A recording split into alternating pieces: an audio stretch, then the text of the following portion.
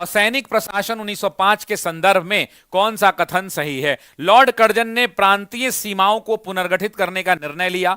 दूसरा, पूर्वी बंगाल और असम नामक एक नया प्रांत बनाया गया। तो करेक्ट आंसर क्या हो जाएगा? ए और बी दोनों सही हैं, यानी आंसर हो जाएगा बी विकल्प मेरे दोस्तों। तो आपसे सवाल पहला ही पूछता है कि बंगाल का कुल क्षेत्रफल कितना था?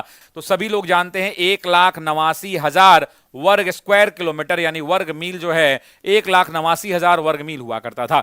जब इस बंगाल की बात होती है तो इस बंगाल में ये असम वाला इलाका हम लोग कवर कर लेते हैं। हालांकि आपको मैंने पढ़ाया था कि असम जो है 1874 में अपनी 30 लाख की जनसंख्या के साथ तो बंगाल से अलग हो गया था, बंगाल से अलग हो गया था। पता नहीं बंगाल को कितने भागों में बांटा गया मेरे दोस्तों? तो बंगाल को 2 भागों में बांटा गया। ये जो हिस्सा कहलाया, ये कौन सा हिस्सा था? पूर्वी बंगाल था। ये हिस्सा बंगाल हुआ करता था। जब पुनर्गठन की बात हुई तो ये कौन सा इलाका था? तो ये इलाका असम था। इस बात को ध्यान रखिएगा। ये जो बंगाल था मेरे दोस्तों, इस बंगाल की राजधानी की अगर बात करेंगे तो इसकी राजधानी बनाया गया ढाका को।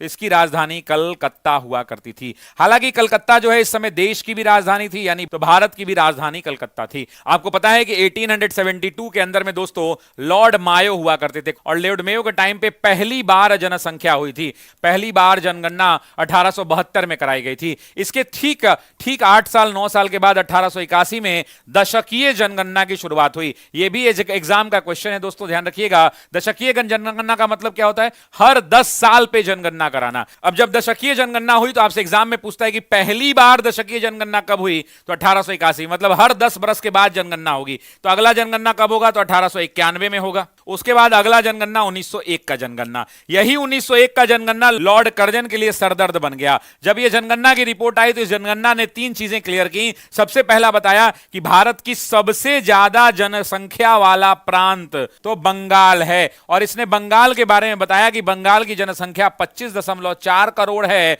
और लगभग यह भारत की कुल जनसंख्या का 1/4 है। दूसरा, इन्होंने कहा कि सबसे ज्यादा मुसलमान यहां रहते हैं। तीसरा सबसे बड़ा पॉइंट था कि बंगाल जो है सबसे बड़ा क्षेत्रफल था। तो ये ढाका था कि इसकी जनसंख्या 3.1 करोड़ थी। तो आपको ही पता है कि हिंदुओं की जब बात करते हैं तो 1.2 करोड़ हिंदू थे और 1.8 करोड़ मुसलमान थे। यहां यानी इस बंगाल के इलाके की बात करता है तो 5.4 करोड़ यहां की जनसंख्या है। 4.2 करोड़ जो है 4.2 CR हिंदू हैं। मुसलमानों की जो संख्या है वो सिर्फ 90 लाख है, यानी 0.9 करोड़ है। इसीलिए कहा जाता है कि ये विभाजन का जो आधार है धार्मिक आधार है, धार्मिक आधार है।